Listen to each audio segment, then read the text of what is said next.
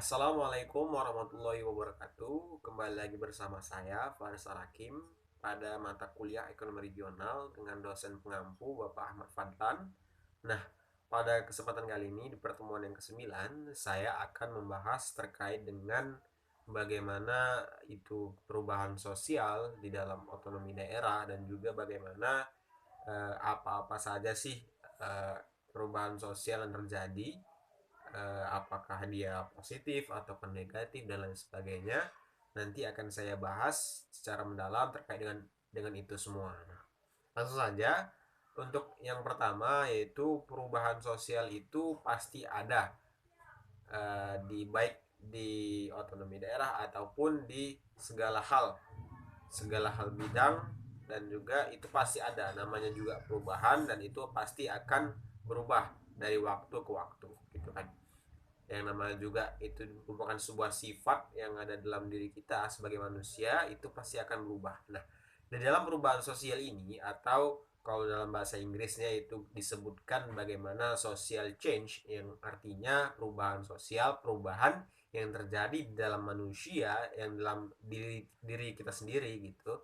Nah, perubahan sosial itu, atau di dalam perubahan ekonomi, perubahan sikap sifat dalam ekonomi itu sendiri, terjadi beberapa hal poin penting yang saya ambil dalam, saya kutip dalam buku dari Bapak Ahmad Fadlan, yaitu adanya perubahan sosial atau social change yang bersifat positif, yang artinya dia bersifat baik, dan juga ada perubahan sosial atau social change yang bersifat negatif gitu, artinya kurang baik gitu dalam dalam hal pelaksanaannya, dalam hal sebabnya dan lain sebagainya. Nah, di dalam perubahan sosial ini, yang positif tadi atau baik, itu terdapat dua poin penting yang menyebabkan perubahan sosial itu dikatakan atau dikategorikan sebagai perubahan sosial yang baik.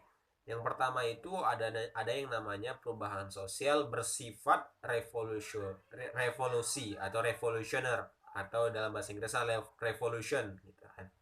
Nah, perubahan sosial revolusi ini merupakan perubahan sosial yang terjadi dikarenakan adanya sebuah sikap ataupun sebuah gerakan yang secara tiba-tiba atau secara tidak teratur gitu kan, dapat mengubah sebuah tatanan, baik dia perubahan sikap, perubahan sistem, perubahan dan lain sebagainya.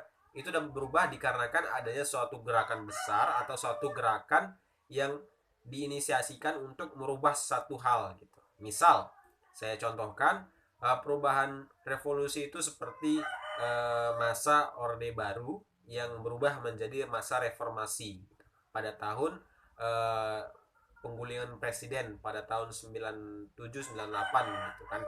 Nah, pada tahun-tahun tersebut adanya sebuah gerakan politik yang menyebabkan terjadinya krisis ekonomi dan lain sebagainya, yang menyebabkan adanya perubahan revolusi yang sangat besar untuk merubah sistem, tatanan dan lain sebagainya. Nah, itu perubahan sosial yang bersifat positif dikarenakan adanya sebuah tindakan besar untuk merubah sebuah tatanan atau sistem. Nah, kemudian yang kedua adanya perubahan sosial yang bersifat evolusi. Nah, bedanya dengan revolusi dan evolusi, yang pertama yaitu ketika revolusi ini bersifat eh, tidak teratur gitu. Adanya perubahan yang tidak teratur dan tidak sistematis sesuai dengan keadaan gitu. Nah, kalau evolusi ini dia perubahan sosial yang bersifat secara berurutan gitu, secara berurutan.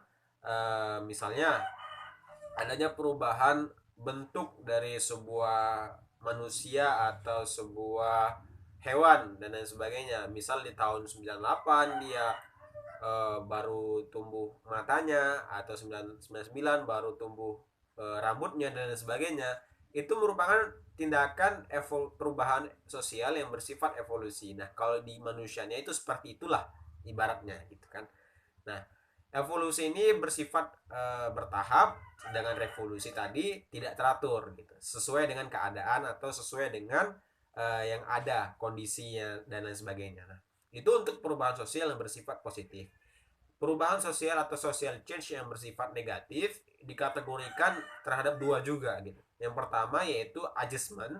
Adjustment ini merupakan perubahan sosial yang bersifat dia sebagai pengaturan gitu. Pengaturan tata kelola dalam sebuah sosial ekonomi atau sosial yang ada di dalam manusia itu semua diatur. Misal ketika kita ada sebuah tindakan atau sebab yang menyebabkan pelanggaran hukum dan lain sebagainya, itu ada sebuah ganjaran, ada sebuah pengaturan yang menyebabkan kita harus memberikan sebuah